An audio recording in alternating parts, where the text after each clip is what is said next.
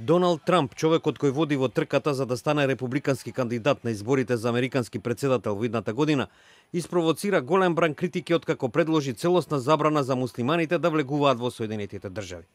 Доналд Трамп го спореди овој негов предлог со планот од Втората светска војна, кога во Соединетите држави беа приведувани американци со јапонско потекло. Според Трамп, неговите идеи не биле полоши од оние на тогашниот претседател Франклин Рузвелт, кој ја надгледувал интернацијата на над 110.000 луѓе во владини кампови, откако јапонските сили го бомбардираа Перл Харбор на 7 декември 1941 година. Немаме друг избор од овој. Имаме луѓе кои сакаат да ги разнесат нашите згради, нашите градови.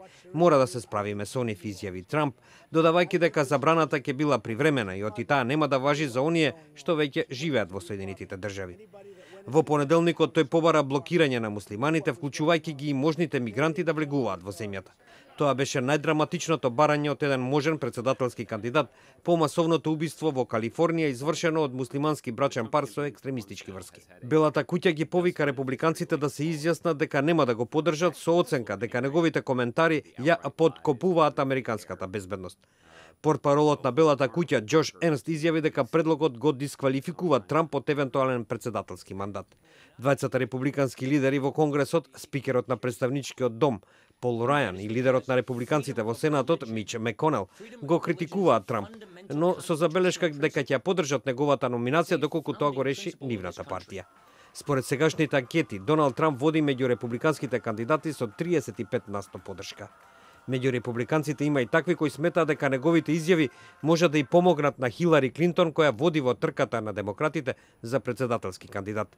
Се во ова и помага на неговата другарка Хилари Клинтон, секако, вели Џеб Буш, кој исто така е во трката за кандидат за претседател на републиканците.